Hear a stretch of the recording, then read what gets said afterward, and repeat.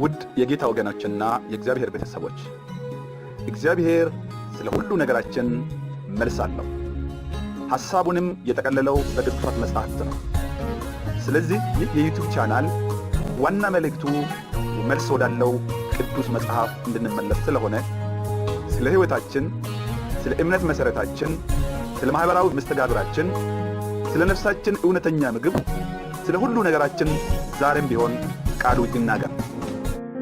ቀጣይ መልእክቶችን ለማግኘት ሰብስክራይብ ያድርጉ፣ ሼርም ያድርጉ፣ ላይክ በማድረግ የቻናሉ ቤተሰብ አባላት ይሁኑ። ውድ የቃሉ ይናገር የዩቲዩብ ቻናል ተከታታዮችና ቤተሰቦች እንደምን ከረማችሁ? ብዙ ጊዜ ሳንገናኝ የቆየን ይመስለኛል። እግዚአብሔር ረድቶን እኔና እናንተን ስጋችንን በነፍሳችን ውስጥ ጠብቆ በዚህ ሰዓት በዚህ አይነት ሁኔታ እንደገና እንድንገናኝ ስለረዳን ስሙ ይባረክ። ዛሬ አንድ በክርስቲያናዊ ሚዛን ውስጥ አንድ በጣም የሚያሳስብ ብዙ ጊዜ በየዕለት ኑሯችን ውስጥ የሚያጋጥመንን አንድ አጀንዳ አንስተን በመጽሐፍ ቅዱስ እይታ እናየዋለን። እስቲ አንድ ጊዜ ተከታተሉ። መፍረድ ወይም አለመፍረድ። መጽሐፍ ቅዱሳችን አንዳንድ ጊዜ በሰው ላይ አትፍረዱ ይላል፣ ሌላ ጊዜ ደግሞ ፍረዱ ይላል፣ እናንተው ፍረዱ ይላል። ምን እያለን ነው? በእነዚህ ሁለት ቃላት በሰው ላይ መፍረድና በሰው ላይ ባለመፍረድ ሁለቱ ቃላቶች በመጽሐፍ ቅዱስ ምን ለማለት ፈልገው ነው የሚለውን ማየት ያስፈልገናል ማለት ነው። እንደዚህ አይነት ጥያቄ በብዙ የክርስቲያኖች ሕይወት ግራ የሚያጋባ የመጽሐፍ ቅዱስን አውድ ስንረዳ ግን ሐሳቡ ተቃራኒ ሳይሆን ደግሞም እርስ በርስ የሚጋጭ ሳይሆን የሚደጋገፍና ክርስቲያንን ወደ አንድ ወጥ ዓላማ የሚመራ መጽሐፍ ቅዱሳዊና መንፈሳዊ ሐሳብ ነው። ስለዚህ በክርስቲያናዊ ሚዛን ውስጥ የቱ ጋር ነው መፍረድ ያለብን፣ የቱ ጋር ነው በሰው ላይ አለመፍረድ ደግሞ ያለብን የሚለውን ብናይ በየግል ኑሯችንና በዕለት ተዕለት ሕይወታችን ውስጥ ለሚያጋጥሙን ውሳኔዎች ግልጽ የሆነ አቅጣጫና መረዳት ይኖረናል ብዬ አስቤ ይህንን ለማዘጋጀት ወድጃለሁ። በሰው ላይ መፍረድና አለመፍረድ መጽሐፍ ቅዱሳችን ሲናገር በክርስቲያን ሕይወት ውስጥ ብዙ ጊዜ ከሚጠቀሱ ጥቅሶች መካከል እንዳይፈረድባችሁ አትፍረዱ የሚል ማስጠንቀቂያ፣ እንዳይፈረድባችሁ አትፍረዱ የሚል ማስጠንቀቂያ ብዙ ጊዜ ከብዙ ሰዎች ይወጣል። ማቴዎስ 7 ቁጥር 1 ላይ እንዲህ የሚለው ቃል በብዙ ሰዎች ዘንድ ቀዳሚውን ስፍራ ይይዛል። በሌላ በኩል ደግሞ መጽሐፍ ቅዱስ በጽድቅ ፍረዱ የሚል ትእዛዝ ይሰጠናል። ትእዛዝ ዮሐንስ ወንጌል ምዕራፍ 7 ከቁጥር 24 ላይ ሲታነቡ በጽድቅ እንድንፈርድ ትእዛዝ ይሰጠናል ማለት ነው። ታዲያ መጽሐፍ ቅዱስ ራሱን ይቃረናል ወይ ለምትሉ ሰዎች አይቃረንም። የቱ ጋር መፍረድ እንዳለብን፣ የቱ ጋር ሰው ላይ አለመፍረድ እንዳለብን ግልጽ መመሪያን ይሰጠናል። እስቲ ከኔጌቲቭ ከለመደብን እንጀምር።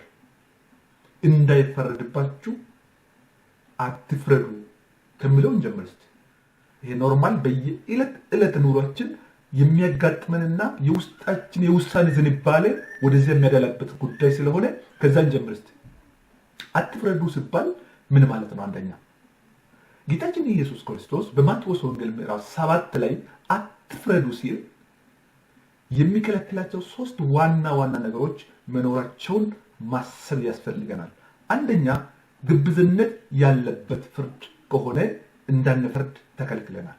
ግብዝነት ያለበት ፍርድ ከሆነ አለመፍረድ እንደሚሻል መጽሐፍ ቅዱስ ይናገራል።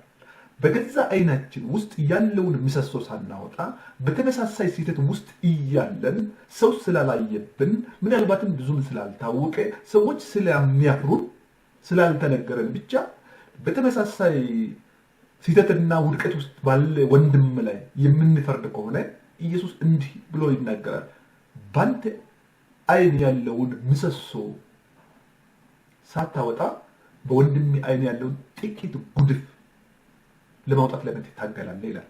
ማቴዎስ 7 ከ3 እስከ 5 ራሳችንን ሳንመረምር ከዛ ተመሳሳይ ስህተትና ውድቀት የነፃን መሆናችንን ሳናረጋግጥ በሌሎች ላይ ስንጠቁም፣ ስንፈርድ፣ ስንዳኝ ያን ጊዜ እንዳንፈርድ ከግብዝነት የወጣ ፍርድ እንዳንፈርድ መጽሐፍ ቅዱስ ይከለክለናል። ሁለተኛው ኩነኔ ነው። ሰውን እስከ ወዲያኛው መኮነን ወይም ኮንደምኔሽን የምንለው ማለት ነው።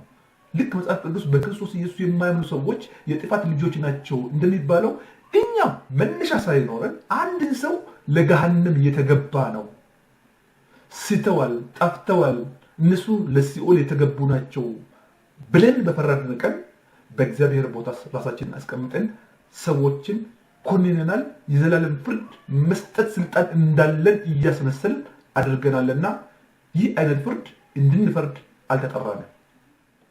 ሰው ስለ ዘላለም ዋስትና ለሰዎች ማወጅ አይችልም። በሰዎች ላይ መፍረድ አይችልም።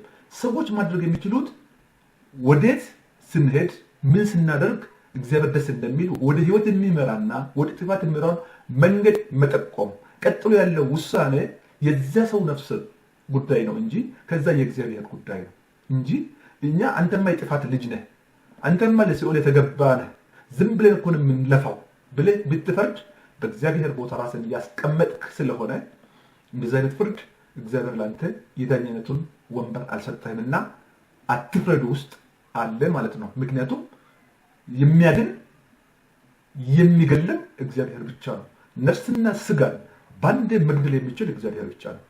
ላንተ ስልጣን አልተሰጠምና ለኔም አልተሰጠም። ስለዚህ በዚህም ጊዜ ኩነኔን በሰዎች ላይ ማወጅ ስለማይፈቀድ አትፍረዱ በሚለው ውስጥ ይካተታል። ሶስተኛው አትፍረዱ ብሎ የሚካተተው ምንድነው? ለራስ ጽድቅ መፍረድ፣ ራስን ለማመጻደቅ፣ እኔ ትክክል ነኝ አንተ ትክክል አይደለም ብሎ ሳይድ ለመያዝ ማለት ነው። ልክ እንደ ፈሪሳውያን ታስታውሳላችሁ አይደል? የሉቃስ ወንጌል ምዕራፍ 18 ላይ ሁለት የጸሎት ሰዎች ቀራጩና ፈሪሳዊው ጸሎት ሲደረድር በጣም የሚገርመው ወደ እግዚአብሔር የጸለየ አይመስልም። ቀጥታ ሬፈረንሱን ማጣቀሻውን ከጎን የቆመውን ኃጢአተኛና ቀራጭ ሬፈረንስ እያደረገ ነው። እኔ ይጾማለሁ፣ በውስጡ ምን እያለ ነው? እሱ ግን አይጾምም። እኔ በሳምንት አስራት አወጣለሁ፣ እሱ ግን አስራት መስጠት የሚባል ነገር የለም፣ ቀራጭ ነው እያለ የራሱን ጽድቅ ከጎኑ ከቆመው ሰውዬ ጋር እያወዳደረ በሰውዬው ላይ ይፈርዳል። እግዚአብሔር ሆይ ጥቂት እኮ ነገር ነው፣ እግዚአብሔር ሆይ ከዚህ ሰው ጋር ጊዜ እንዳታጠፋ እኔ እያለሁ የነን ጸሎት ስማ እያለ እንደ ሰው ቢሆን እግዚአብሔርን እያባበለ ነበር። ጽድቁን ከቀራጩ ይልቅ የተሻለ እንደሆነ ለእግዚአብሔር መልሶ መላልሶ እያስረዳ መሆኑን። እንዲህ አይነት ፍርድ ከራስ ጽድቅ የምነሳ ፍርድ እንዳንፈርድ መጽሐፍ ቅዱስ ይከለክለናል። ሌላውን ደግሞ ኃጢአተኛ የመጨረሻ የሞተ ብሎ መፍረድ መጽሐፍ ቅዱስ አትፍረዱ ከሚለው ውስጥ ያካትታል። ሶስት ነገሮችን ጠቀስኩት። አንደኛ ግብዝነት ያለበት ፍርድ እንዳንፈርድ፣ ሁለተኛ ለኩነኔ የሚያበቃ ፍርድ እንዳንፈርድ፣ ሶስተኛ የራሳችንን ጽድቅ ለማሳየት እንዳንፈርድ አትፍረዱ የሚለውን እንጠቀማለን ማለት ነው። በአንጻሩ ወደ አዎንታዊው ስንመጣ ፍረዱ የሚል ትእዛዝ አለ። ፍረዱ መጽሐፍ ቅዱስ በብዙ ቦታዎች ላይ ደግሞ እንድንፈርድ፣ እንድንለይና እንድንገስጽ ያዘናል። ይህ መንፈሳዊ ብልህነት ነው። ምክንያቱም አንደኛ መጽሐፍ ቅዱሳችንን በጽሁፍ ከማወቃችን በፊት ክፉና ደጉን ሊለይ የሚችል እግዚአብሔር ሕሊና ሰጥቶናል። ይህ ሕሊና ማጣሪያ ነው፣ የመልካምነት ማጣሪያ ነው። ለእያንዳንዱ የሰው ልጅ ሁሉ ተሰጥቶታል። ካልተበከለ ካልደነዘዘ በስተቀር ማንኛውም ጤነኛ የሆነ ሰው ክፉን ከበጎ ይለይ ዘንድ ጥቂት ማጣሪያ ያለው፣ ይህም ንጹህ ሕሊና ይባላል። በንጹህ ሕሊና ብቻ መፍረድ ስለሚቻል፣ ስለዚህ ይህ በጣም ብልህነት ነው። ስለዚህ በዚህ በኩል እንድንፈርድ እግዚአብሔር ደግሞ ይፈልጋል። አንደኛ በጽድቅ እንድንፈርድ የሰው ፊት በማየት ሳይሆን፣ ነገር ግን ቅንነት ያለበት ፍርድ እንድንሰጥ እግዚአብሔር ከኛ ይፈልጋል። እኛ እያለን እውነት እንዳይሰወር፣ የዋህ እንዳይጎዳ፣ ያየነው ተሰውሮ መልካሙ በክፉ እንዳይቀየር የረከሰው በእኛ መገኘት መሃል ላይ የተቀደሰ መስሎ እንዳይቀርብ ትክክለኛና የጽድቅ ፍርድ እንድንፈርድ ተጠርተናል። ከአድሎ የነጻ ማለት ነው። ያን ጊዜ ጌታ ያዘናል። በጽድቅ ፍረዱ፣ ለድሃ አደጎች ቁሙ፣ ወላጅ ለሌላቸው ተሟገቱ ይላል። ለነሱ አድሎ ስሩ ሳይሆን ሰዎች በአንዳንድ ጊዜ እነዚህ ሰዎችን ቁጥር ወይ ከግምት ስለማያስገቡ እናንተ ናችሁ እዛ ጋር ያላችሁና እግዚአብሔርን ወክላችሁ የጽድቅን ክፍል ይዛችሁ ፍረዱ፣ ዝም አትበሉ ማለት ነው። ስለዚህ በጽድቅ ፍረዱ። ዮሐንስ ወንጌል ምዕራፍ 7 ቁጥር 24 ላይ ለዚህ ነው። ይህ ማለት ነገሮችን በእግዚአብሔር ቃል ሚዛን መመዘንና የመጨረሻ ውሳኔ መስጠት ማለት ነው። ሁለተኛው ፍረዱ የሚለው ኃጢአትን መለየት ነው። ይህ አንዳንድ ጊዜ ዓለማችን ላይ በጣም ሳይታወቀን የምንገባበት ኃጢአት ብኖር መቻቻል የሚል ቋንቋ አለ። መጽሐፍ ቅዱስ ፈጽሞ የማይቀበለው ሰዎች እያደረጉ በመቻቻል መንፈስ ርኩሰትን የትኛውም ቦታ ያጠለቀለቀበት ዋና ምክንያት በመቻቻል ፎርሙላ ነው። እግዚአብሔርን ከሚሳደብ ጋር ቆመን ተቻችለን እንድንሆን፣ እግዚአብሔርን ከማይቀበል ሰው ጋር ቆመን እንድንጸልይ እየተደረገ ባለበት መቻቻል አይደለም። በቅን መፍረድና ኃጢአትን ኃጢአት ነው ብሎ መለየትና ነቅሶ ማውጣት ያስፈልጋል። ምንም አድሎ አያስፈልግም። ሐዋርያው ቅዱስ ጳውሎስ በቤተ ክርስቲያን ውስጥ ኃጢአት ሲደረግ ዝም እንዳንል ይነግረናል። ዝም እንዳንል ይነግረናል፣ ያዘናል። ኃጢአት ሲደረግ ጥቁርን ጥቁር፣ ነጭን ነጭ፣ ኃጢአትን ኃጢአት፣ ጽድቅን ጽድቅ፣ ክፉን ክፉ፣ መልካምን መልካም፣ እርኩስን እርኩስ፣ የተቀደሰውን ቅዱስ ብለን እንድንጠራ ጠርቶናል። ኃጢአት እንዳድግና እርም ሆኖ ለቤተ ክርስቲያን ውድቀት እንዳይሆን፣ ለመንፈሳዊ ሰዎች ውድቀት እንዳይሆን በጊዜ በኃጢአት ላይ ነቅተን እንድንፈርድ መጽሐፍ ቅዱስ ያዘናል ማለት ነው። ይህም በተለይ በቤተ ክርስቲያን ውስጥ ላሉት ይህ ቅድሚያ የሚያስፈልገው ቤተ ክርስቲያን እንዳትረክስ፣ እንዳትበከል በውስጥ ባሉት ላይ መፍረድ ቀድሞ ነቅቶ ኃጢአትን ነቅሶ በማውጣት ለጽድቅ የተዘጋጀ መድረክ፣ ለጽድቅ የተዘጋጀ አገልግሎት እንዲኖር በጊዜ መፍረድ ያስፈልጋል። ስለዚህ ኃጢአት ላይ ቀድሞ ነቅቶ መፍረድና ማውጣትና ሰዎች እንዲለዩ መርዳት፣ ፍርድ ይሄ ይፈለጋል ማለት ነው። ይፈለጋል። ይህም በአንደኛ ቆሮንቶስ ምዕራፍ 5 ቁጥር 12 ላይ እናንተ ማንበብ ትችላላችሁ። በተለይ በቤት ውስጥ ባሉት ላይ ቀድማችሁ መፍረድ። መፍረድ ማለት አውጥታችሁ አባሯቸው ማለት አይደለም። this is right, this is wrong፣ ይሄ ትክክል ነው፣ ይሄ ትክክል አይደለም፣ ተመለስ፣ ተው ብሎ ቁርጥ ያለ መልስ፣ ቁርጥ ያለ ትእዛዝ መስጠት መፍረድ ነው የሚባለው። በሶስተኛ ደረጃ ሐሰተኛ መምህራንን መለየት ነው። በጊዜ ካልፈረዳችሁ ሾልከው የሚገቡትን በመታገስ ቤተክርስቲያን ትበከል እንዳይሆን ቀድሞ ሐሰትን ሐሰት ብሎ በርቀት መከላከል ያስፈልጋል። ምክንያቱም ሾልኮ ነው የሚገባው፣ በክርስቶስ ስም ነው የሚገባው፣ በቅዱስ ቃሉ መጽሐፍ ይዞ ነው የሚገባው።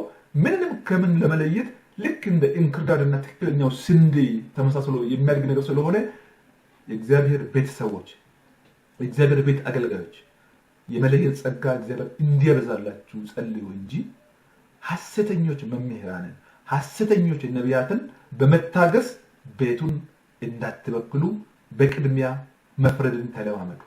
በቃሉ ሚዛን መፍረድን ተለማመዱ።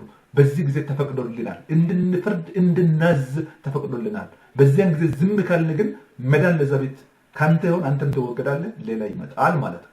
ስለዚህ መፍረድ በዚህ ጊዜ ያስፈልጋል ማለት ነው። በሶስት ጉዳዮች፣ አንደኛ በጽድቅ መፍረድ፣ ክፉና ደግ ሰዎች አድሎ ሲሰሩ ቶሎ መፍረድ። ሁለተኛ ሰዎች ሲሳሳቱ ኃጢአት ውስጥ ሲገቡ አንተ ትክክል ነህ፣ አንተ ትክክል አይደለህም ብሎ እንድመለስ መርዳት። በመጨረሻም ቤተክርስቲያን አስተምሮ እንዳይናጋ፣ የእውነት ቃል እንዳይበረስ፣ ያወቅንበትና የዳንበት የእውነት ዕውቀት ሲበከል ዝም ብሎ ባለማየት ሐሰተኞች መምህራንንና ሐሰተኞች ነቢያትን ፊት ለፊት በመቃወም መፍረድና ህዝቡ እንዲለይ መርዳት። ይህ አይነት ፍርድ ተፈቅዶልናል፣ ታዘንማል። ይህን ማወቅ ያስፈልጋል።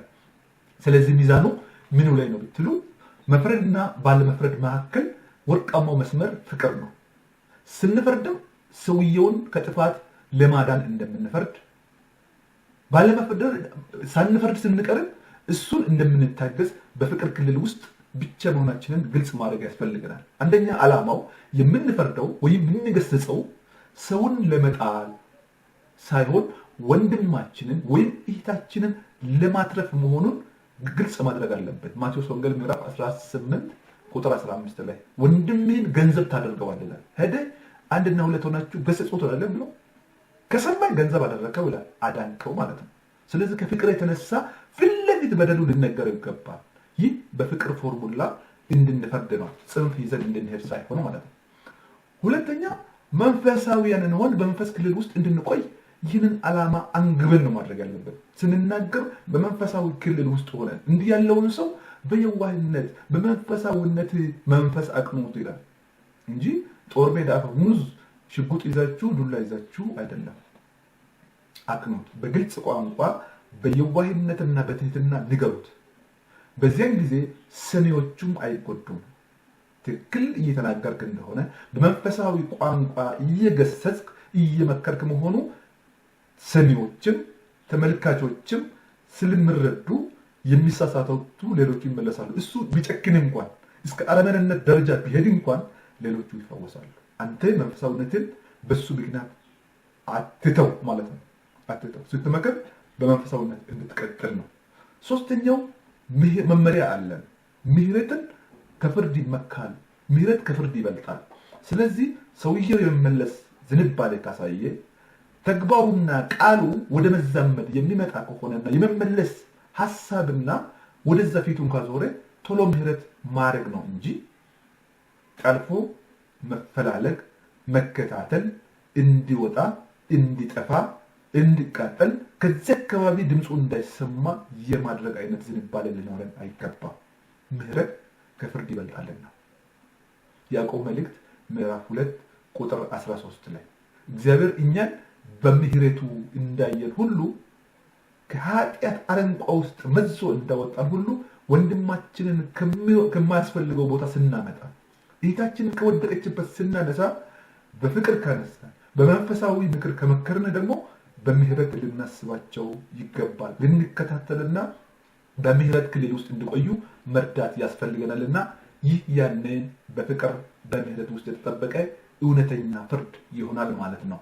ስለዚህ ለማጠቃለያ ክርስቲያን ማለት አይነ ስውር ማለት አይደለም። በደፈና ዝም ብሎ የሚጓዝ ማለት አይደለም። ነገር ግን ክፋትንም ዝም ብሎ የሚያይ ሳይሆን አይነ ስውር ክፋትንም ኃጢአትንም ዝም ብሎ የሚያይና ጨዋ ትሁት ሰውን የማያስቀይም ማለት አይደለም። ክርስቲያን ለጋስ ሆኖ ለሰው ድነት የሚጸልይ ቢሆንም ለጋስ ሆኖ እግዚአብሔር እንዲረዳው ይጸልያል። በዛ ጉዳይ ይጸልያል። ግን ሰውየውን አይደለም እንፈርደው፣ በሰውየው ባህሪ ላይ እንፈርዳለን ማለት ነው። ሰውየው አትፍረድ፣ አትኮንን። ምክንያቱም እርሱ የእግዚአብሔር ፍጥረት ነው። ሰውየውን አይደለም እንፈርደው፣ እሱን አይደለም እንኮንነው። አደራረጉን፣ አስተሳሰቡን፣ አካሄዱን ላይ እንፈርዳለን። እሱ እንዲመለስ ማለት ነው። ማጠቃለያችን ሚዛናችን ይዘጋ። በሰውየው ሐሳብ ላይ እንፈርዳለን፣ በሰውየው አካሄድ ላይ እንፈርዳለን፣ በሴትዮዋ አነጋገር ላይ እንፈርዳለን እንጂ በሰውየውና በሴትዮዋ ማንነት ላይ አይደለም። ይሄንን መለየት ያስፈልገናል። ሁለተኛ ተግባሩን ግን ፍርድ መስጠት ግድ ነው። አትታገሱ። ይህ ተግባር በጊዜ መቆም ካለበት በጊዜ መቆም አለበት። መገሰጽ በሚገባ ፊት ለፊት መገሰጽ ነው። ጳውሎስ እኮ ትልቁን ሐዋርያ ጴጥሮስንም ገሰጸ። ፊት ለፊት ከጌታችን ከኢየሱስ ክርስቶስ የምንማረው አንድ ሐሳብ ከእግዚአብሔር ካልሆነ ፊት ለፊት መቃወም። ከኢየሱስ የበለጠ መንፈሳዊያን አይደለንም። አንድ ጊዜ ኢየሱስ ለሞት ሊሰጥ ባለበት ወቅት ስለ ሞቱ ሁለተኛና ሶስተኛ ጊዜ ሲናገር ጴጥሮስ ሰማና ይህ በአንተ አይሁን አለ። በሱ ቤት ለኢየሱስ ማዳላቱ ነው። ኢየሱስ ምን አለ? አንተ የሰው ልጅ እግዚአብሔር መጠቀም፣ አንተ ሰይጣን አለ። ፊት ለፊት አንተ ከኢየሱስ ትበልጣለህ። የእግዚአብሔር ሐሳብ የማይመስል ነገር ከሆነ ፊት ለፊት ፍረድ።